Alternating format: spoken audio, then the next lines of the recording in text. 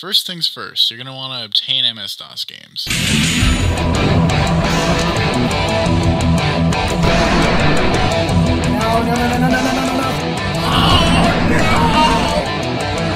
Let's get to the real meat and potatoes of the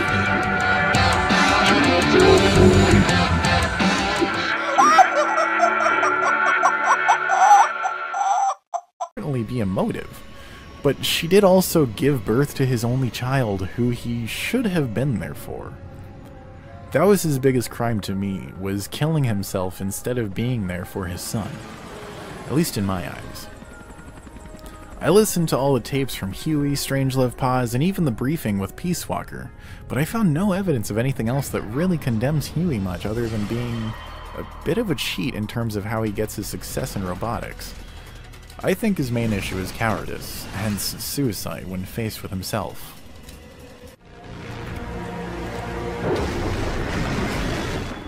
This theory of traumas being manifested in the simulation doesn't just stop there, it keeps going. Leading into Ground Zeroes, I'd like to discuss Project Ogre.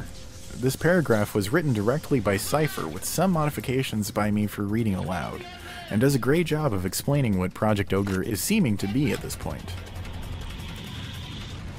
There's a Japanese folktale that's about a red and a blue ogre.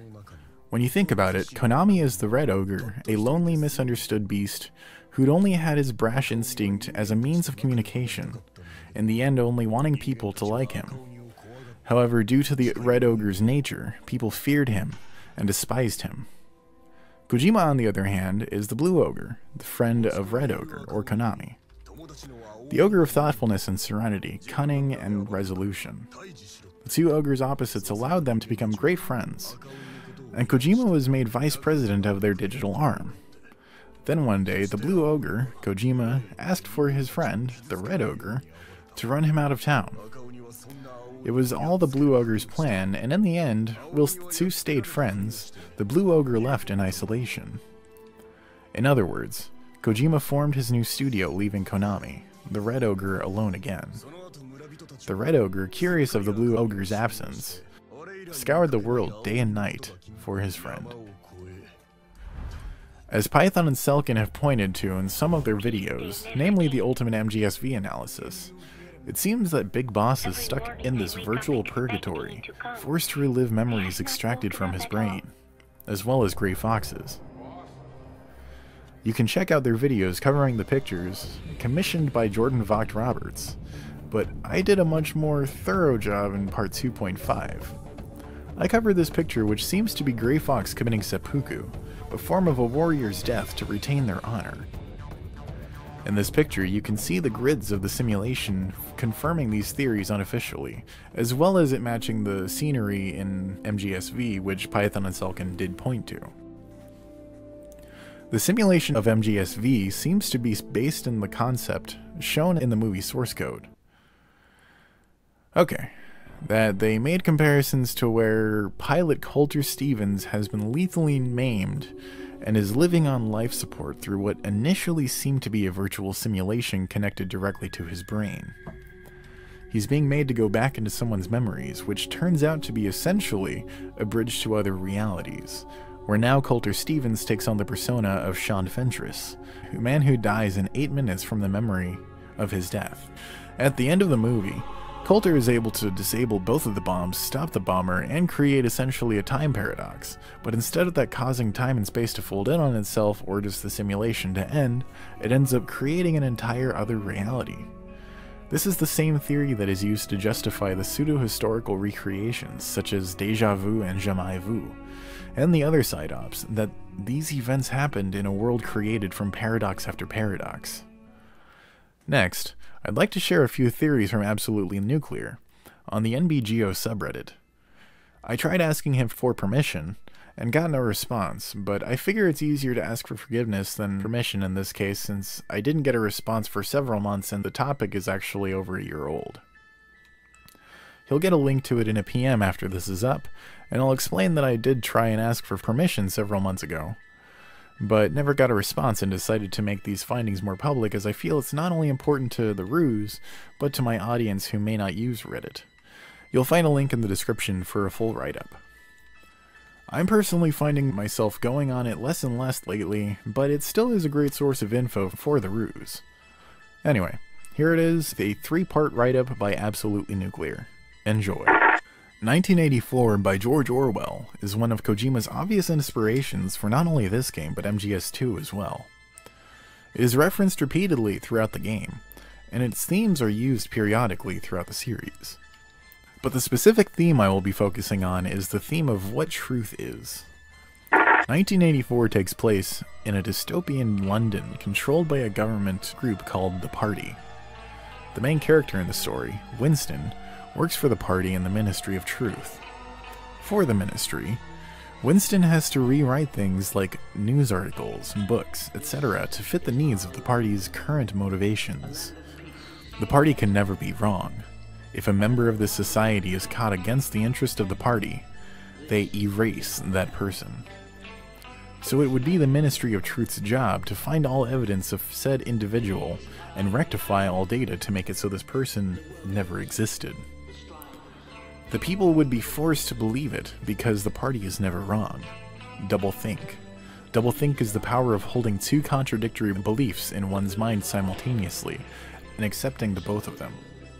2 + 2 = 5.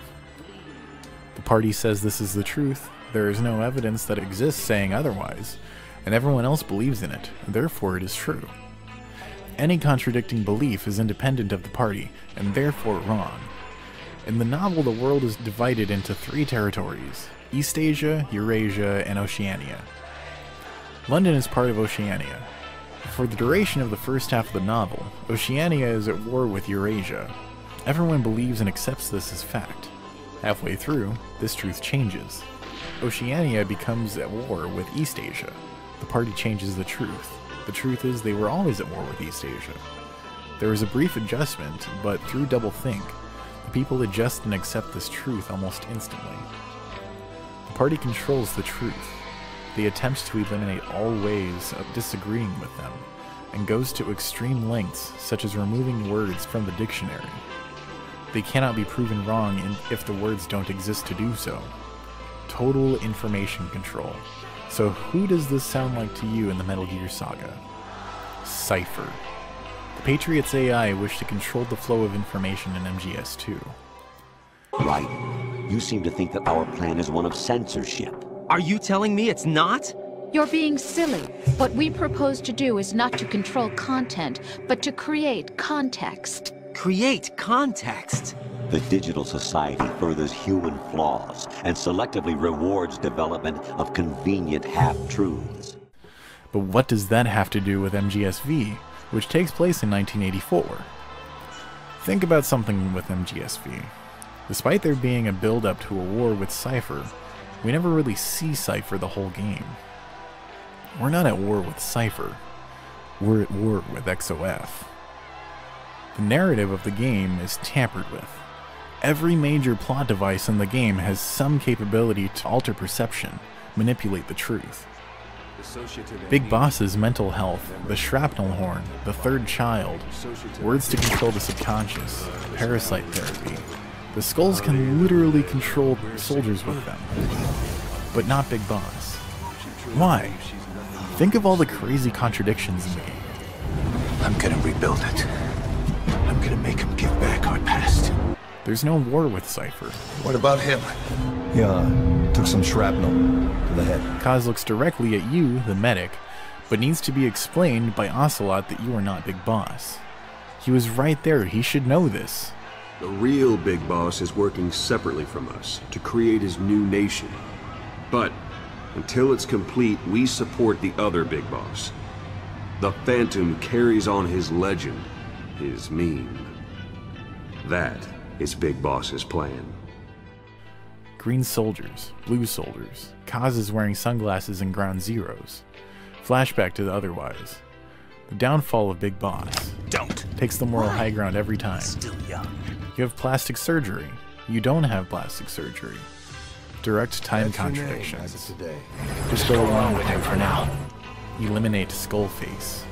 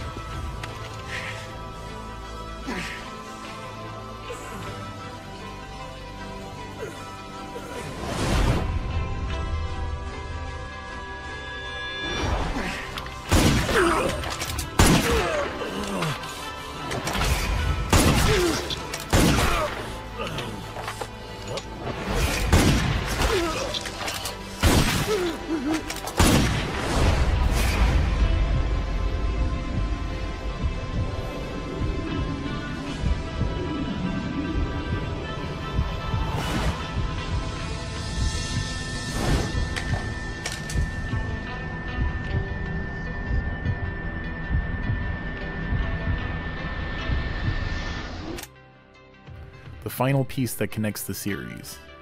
More questions than answers. Almost no answers at all. This list never ends. This game is doublethink. Most people will play through this game and accept all these without a second question. It is us hardcore fans who crave the reality. The game starts with the tape and ends with that tape ending.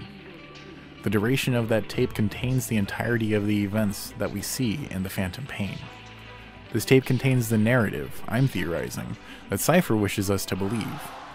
One filled with contradictions, one that places Zero as an innocent bystander out to save Big Boss. The Phantom Pain is Cypher's truth.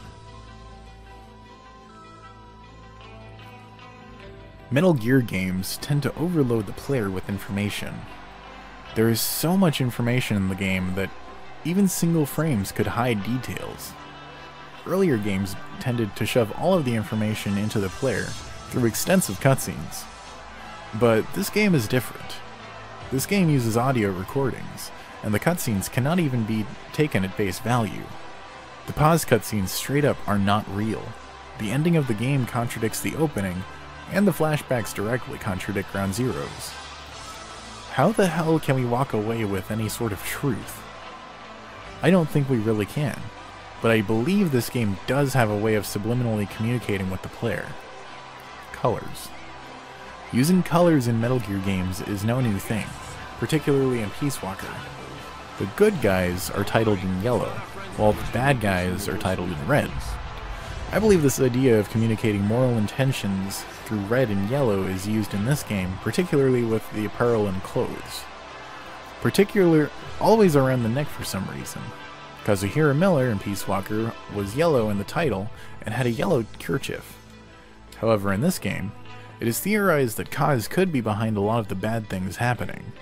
We're never really shown this to be true. Eyes on Kazuhira. But look at his clothes. His tie switches from yellow in Peace Walker to red in the Phantom Pain. Ocelot has a red kerchief. Mother Base recruits have yellow necks. The soldiers are loyal and believe in Big Boss's vision. Angelic yellow lights appear in certain characters such as Big Boss, Huey, and Code Talker, particularly when they do nice things. Big Boss sparing the children, Code Talker helping Snake with the parasites, Huey standing his ground, Big Boss refusing to execute Huey. The Diamond Dogs logo is yellow, but in the files of the game there is a red Diamond Dogs logo never seen in the game. I think this is a sign of things to come. The ending stanza of the game's theme, Sins of the Father, the sins never die, can't wash this blood off our hands. Let the world fear us all, it's just means to an end. Beyond of the truth, let me suffer now. This seems to imply Mother Base exerting its power to do some vile stuff. But we never see this. A bad-intentioned Diamond Dogs. I think it's coming. One more thing. With clothes. Huey has a colored tie, and Code Talker has a necklace that is neither red nor yellow, but green. I'll come back to this later. What I really want to talk about is using color to portray truth. Inspired by this post, and one of my earlier ones, I really started to look into this. In part 1, I compared the novel 1984 and the party manipulating truth to the possibility of Cypher manipulating the truth of what happened in this game, and that is a theory of mine. The truth is definitely being manipulated, But by who or what? There are many possibilities, and not necessarily exclusive to one of them. Big Boss is mentally ill. This will be what Part 3 is about. He hallucinates and is aware of it according to the tapes. The shrapnel horn, yes, this is separate, can create pressure on his brain, causing him to misinterpret colors and hallucinate according to Ocelot. The third boy, Psycho Mantis, we know can insert illusions into people. Also, he is literally the first thing we hear. Parasites. The skulls use parasites to control soldiers, making them zombie-like. Also, in Shining Lights, your people act possessed. Ocelot's hypnosis. Words to control the subconscious, a topic I have no idea the extent of still to this day. I'll let you come up with your own interpretations of who or what is behind the false context for each individual's case. What I'm hoping to do is give you the key. The post a couple days ago I hyperlinked earlier pointed out blue as a color to symbolize the truth in many cultures, and that is the truth. We've been getting obsessed with colors lately, particularly with red and blue. Blue is used throughout the game, particularly on Ground Zeroes. The whole setting is blue. We usually set this as the basis for truth in many of our theories. Shrapnel horn, head injury, face burning, and the coma occurs. And that got me thinking. I posted about seeing a green effect during some of the cutscenes, thinking that it was a way to highlight things that were false. So I just connected the dots. Blue is true, green is false, right? When I commented on that guy's post, someone told me to go back and look if it appears during the pause cutscene, because we know those are not real. And that's exactly what I did. But I did not see green. I saw something else. Red. I get it now. Blue, green, red. Blue. Blue represents truth. Now let's get one thing straight real quick. When we look through these things, we have to be smart. For instance, a green blade of grass isn't going to mean something. We have to use our intuition to judge whether or not this game is trying to communicate something significant. When it is, the color usually takes up the entire screen, blooms the sides of the camera, uses it in articles of clothing in ways that stand out. We are mainly looking for when the color is having an effect on the camera. The game starts in blue. I wanted to try and use this color to prove that Skullface does not exist, but I just can't do it. The dogs bark at him, he has interactions with multiple things, he is at the beginning surrounded by blue striped soldiers. All of the soldiers have blue stripes, not a single green one. This is significant. Enter Big Boss, where he rescues Chico and Paz under the destruction of Mother Base, and the narrative cuts off at the supposed helicopter crash. We wake up in the phantom pain with what we are told from a coma, hypnosis, brain damage, shrapnel, and a whole lot of lives take place. Most of the phantom pain narrative is tampered with, but there are some uses of blue that I think could communicate true events. Most of the conversations that happen in the torture scenes, rescuing Shabani, and his interactions with Skullface rescuing Code Talker, the construction of battle gear, the scene with the blue-striped soldiers after the awkward Jeep ride. Skullface escapes with the blue-striped soldiers and Sahelanthropus. The butterfly wings on the peace symbol. Peace is the truth. Red. Some of the negative symbolisms of red are obvious. Anger, revenge, malice.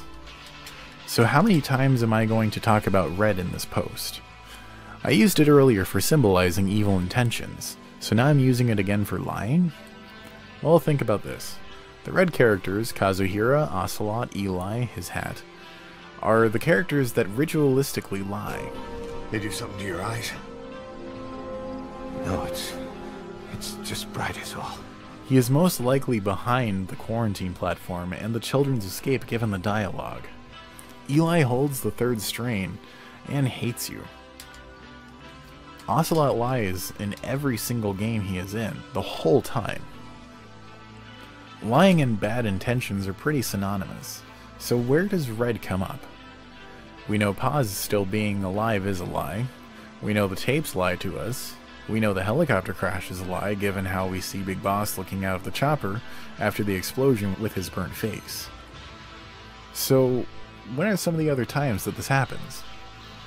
One thing I always wondered is why Huey seems to be speaking for Cypher during his first torture session. Skullface is allegedly directly against Cypher here. He says Cypher is pursuing new research, not Skullface. But we saw Huey and Skullface interacting. Look at the strangeness of how red is used during this particular scene. It keeps piercing into the camera as Skullface yells at Huey. I don't think Huey was ever with Skullface. I think it was all a lie. I think he was with Cypher. Some other examples of red. Shining lights. Why is Huey so upset that you were killing your own men when they're going to die anyway, or even worse, get everyone else infected through the crows? I think the context of this mission is an outright lie, and what really happened is much darker. The AI pod saying it's not you. The intro quote about parasites. Red represents outright lies. Things that did not happen. Also, as I said before, be careful what you interpret. Red is present during the torture scenes, but they illuminate the characters rather than having the effect on the camera. It's meant to highlight the darkness of the torture, I'm assuming, not show that it is a lie. Finally, green. Some of the negative symbolisms of green are sickness, illness, poison, or venom. And even illusions. And that is it. If blue is true and red is lie, then these are polar opposite. But green fits right in the middle, the convenient half-truths. The event is happening, but something is wrong or tampered with. It's easier to live a convenient lie than a painful truth. His tie is green. He tells you the truth, but he twists it to fit himself in the position of innocence. He tells you all about the research, but avoids talking about Strangelove or using his son as a test subject. Convenient half-truths. Code Talker assists you with the parasites, but avoids the fact that he wanted to use it to kill those who took his language, and also how Quiet was infected. He left out the part that incriminates him. Green is absolutely everywhere in this game. Here is how it happens. During a cutscene, everything could be fine, but a green tint will appear and fade depending on what is happening. Usually at the bottom edge of the screen. I believe this green tint is what highlights the half-truths, the phantoms, the convenient lies. The event is happening, but something is distorted, messing up the context we walk away with. Here are a few examples. I talked about Huey's relationship with Skullface, and how I think he was never actually involved with him. He mentions Skullface in the tapes, but I don't trust the tapes. We know they lie because of the pause tapes. There is a time when Ocelot asks Huey about Skullface in interrogation, but watch it closely. The second Skullface comes out of his mouth, the bottom of the screen lights up in green. What this is suggesting to me is that this means yes, Huey is being interrogated, but instead of it being about Skullface, it is about something else, like Zero or Cypher. But the scene is distorted in some way. Green tints show up only in cutscenes. Some examples are the conversation between the big boss with Ocelot at the end of the game, pretty much every scene with Ishmael, the mirror scene at the end, Skullface with Big Boss at the helicopter, Skullface Major I'm Burning Up scene, right after we see him escape with the blue soldiers, the shooting off of Skullface's limbs, Huey's second interrogation, Ocelot rescuing you and taking you to the boat, the second pause cutscene, and I found this odd because it's the specific one where Ocelot talks about internal timeline conflicts and filtering out things that disagree. I think the game is trying to say that there is some truth to this scene. Pause is obviously the distorted part, so he very well could be in the real context, talking about Big Boss. The running theme of my series of posts is truth. What is true and what is a lie? This post will build off of my previous part, which talks about the usage of colors to communicate with the audience, basically through the usage of red and blue. Just a fun thing I realized. The classic movie The Matrix used red and blue to symbolize true and false. Will you take the red pill or the blue pill?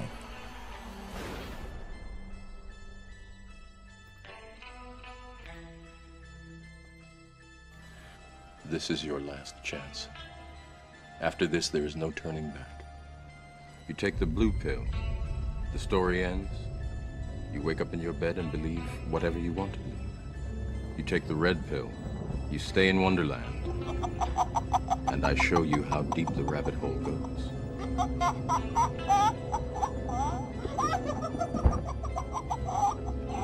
Remember, all I'm offering is the truth, nothing more.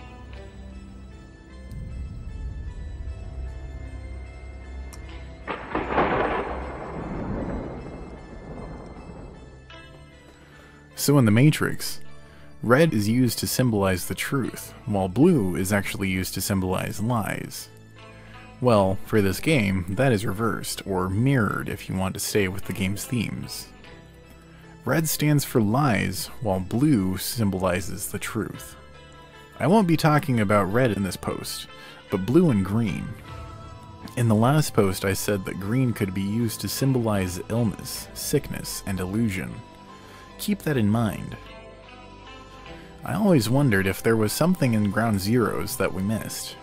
Skullface is usually surrounded by his XOF soldiers, which either have green or blue stripes on their back. Why? At the start of the game, Skullface is surrounded by the blue striped soldiers. Every single one of them is blue, not one green striped soldier. Then Big Boss, one who hasn't yet been blown into a coma or hit in the head with shrapnel, climbs up a cliff and into a black site. He rescues both Paz and Chico and returns to Mother Base. Mother Base is engulfed in flames, and a fight is going on between presumably Cypher and Militaire Sans Frontiere. When Big Boss arrives, the soldiers that he is fighting against visibly have blue stripes on their helmets. Big Boss arrives on the scene and picks up Miller and a mysterious triangle soldier. Let's analyze this a little bit. In the menus of Ground Zeroes, we see a balaclava soldier sitting behind Big Boss, just behaving all mysterious. Well, that soldier is Soldier 25, but Soldier 25 dies in the Battle of Mother Base. Why put so much focus on him? The running theory here is that he is a red herring for the triangle soldier that makes it onto the helicopter and is never heard of again. There is a problem with the triangle soldier though. There is more than one of them. Assuming that one makes it to the chopper and is pulled in by Miller as the same one in the screenshot from earlier, then there is at least two. If he is so unique and significant, why is there more than one soldier with that marking? I'm thinking he is not as special as we want him to be.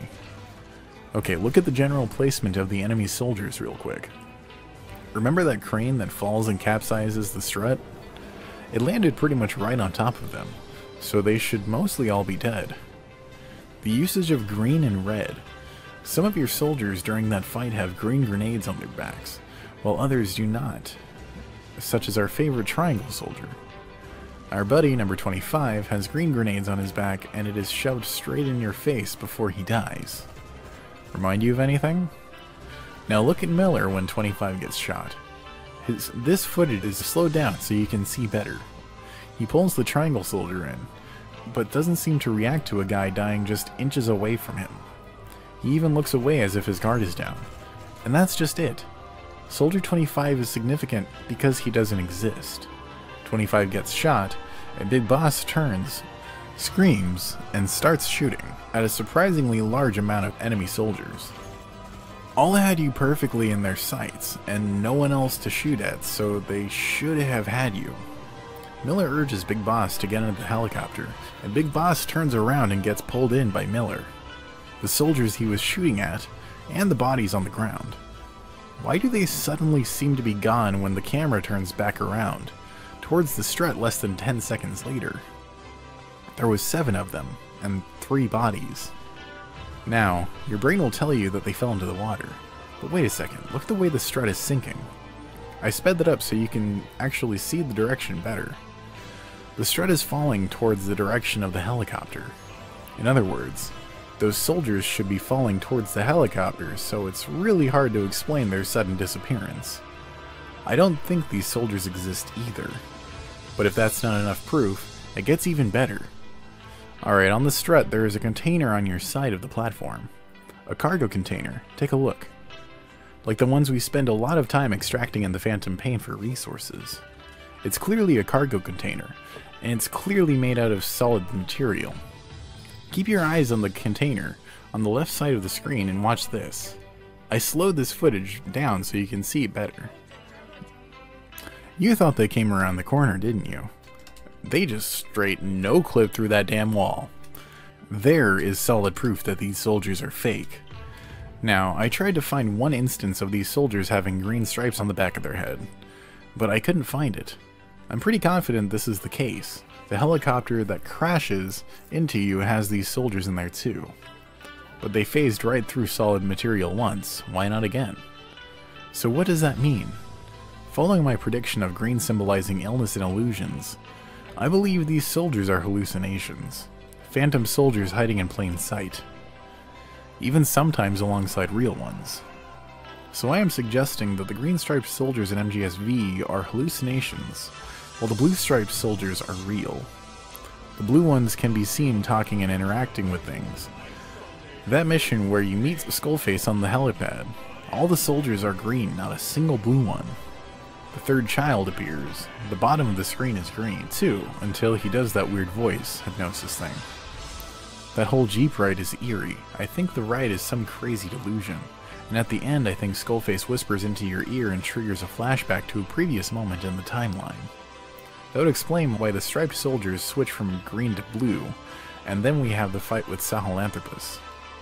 Ground Zeroes. What is the significance of it? Ground Zero. What does that mean?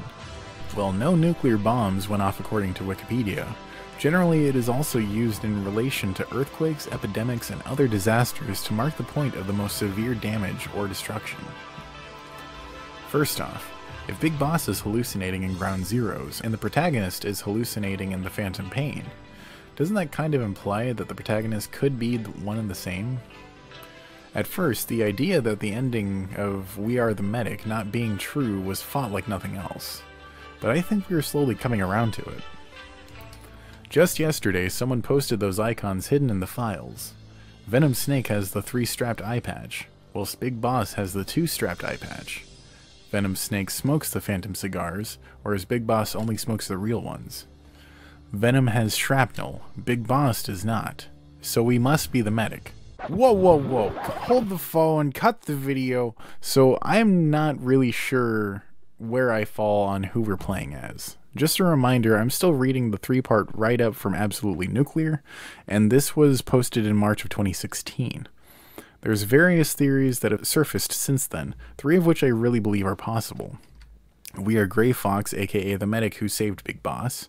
We are Big Boss experiencing a distorted memory from Grey Fox. Or Venom Snake is just a figment of Big Boss's imagination, spurred by the PTSD and the shrapnel in his brain, which may also be a delusion of the system caused by his PTSD that makes him appear as a demon. Anyway, I'm going to read the rest of this unaltered, but I just wanted to make that clear that I don't know where Kojima is going to, if he's even planning to, continue the Venom Snake saga. Also, if you zoom in on the window, you see your avatar. So, we know we see things that aren't real in the game. That icon shows the real Big Boss with shrapnel, and that insinuates that we could indeed be playing as the real Big Boss the whole time. First trailer shows a 2-strapped Big Boss with shrapnel, and his phantom limb driving off the motorcycle similar to the way the Truth mission ends. Well, so what? Kojima has just switched the character models to avoid spoiling the ending. Maybe. And the icon is just a reference to an earlier version of the game. Maybe. But why put all this effort into showing that Big Boss hallucinates in Ground Zeroes so sneakily that no one even noticed, if we are going to play as someone else entirely anyway? What about the shrapnel? First off, if we use Ground Zeroes exclusively, we can't see anyone get hit with shrapnel. Big Boss gets his face burnt, the medic falls over probably dead from the shock. Kaz hovers his hand over his face. No shrapnel can be seen hitting anyone. And then we have footage of Big Boss looking out of the chopper after receiving those burns from the explosion. But that's an impossibility unless the chopper never crashed, and bingo, there it is. The helicopter isn't there. It is a hallucination. and the true reason as to why Big Boss has shrapnel hasn't been revealed yet. There is a missing piece.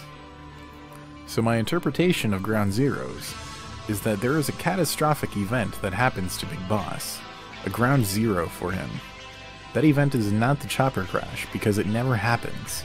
The event, the ground zero, is the destruction of Mother Base.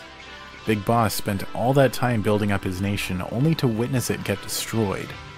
The extreme amount of stress causes him to have a psychotic break, and he sees hallucinated soldiers and even shoots at them. Look at Big Boss after he gets pulled back into the helicopter by Miller. He looks as if he's completely lost it. I believe Big Boss has a violent onset of schizophrenia, a mental illness that is named to mean split mind, a split from reality.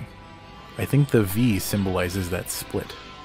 Positive symptoms of schizophrenia include hallucinations, delusions, thought disorders.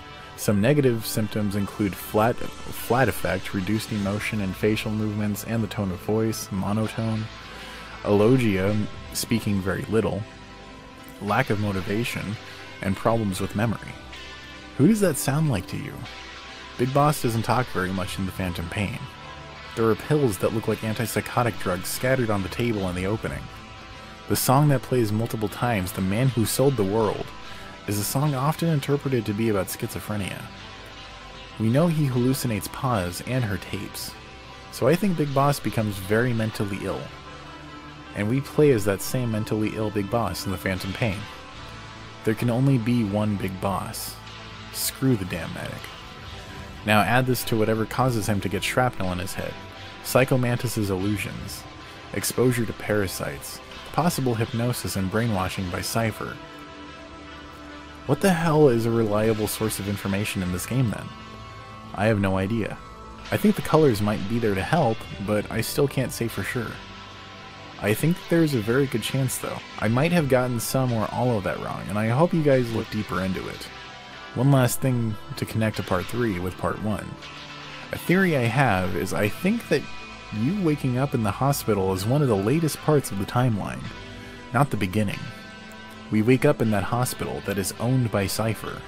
This info is from the truth tapes, which I think are riddled with lies, but I think it's a safe assumption. It's in England. There's a statue of the boss who influenced Zero, the leader of Cypher. Cypress even sounds like Cypher. I don't think they were keeping you there out of the goodness of their hearts. At some point, we get kidnapped by Cypher.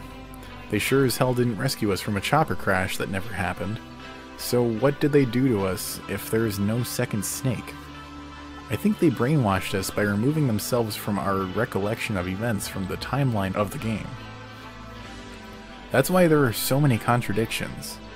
Who walks away with the image of innocence? Cypher. When Huey tells you his involvement, who does he make it sound like is innocent? Himself. When Code Talker tells you about the parasites, he leaves out the darkness of the original intentions for the parasite, leaving you with an image of innocence for Code Talker. History is written by the victor, and Cypher is writing the story, the true narrator, the innocent party. Then we enter into a contradiction-filled plot and possible timeline jumps. But it's total information overload. There's no way I can figure this game out, no matter how much time I spend with it. It's been 6 long months and I keep coming back here because that's how damn good this game is. At least for me. I am at the level of investment that this game I've never experienced before. This search for truth and the search for Chapter 3. I need you guys and this place to help me do that. And that's what I think this experience is. I can't speak with any authority over any of the things I've seen in the game. I can only really point my finger at what I see. I noticed the colors, and I noticed the soldiers warping through the walls, and I tried to interpret their meaning. Feel free to totally disagree with my interpretations, but I did the best I could. And now after 3 days worth of typing, sifting through cutscenes, posting screenshots and videos, I am exhausted. I hope you can get something out of these posts, even if you disagree entirely. I put a lot of effort into this, and now it's time for my piece. A rest from investigating and typing. I hope you guys can make more out of what I found. Thank you for watching my video. If you'd like to see more, there are some suggested videos here on the screen now. Retro Hellspawn is now a proud partner with Humble Bundle. Check out the description below for more information on how you can help the channel, help some charities, and get some video games.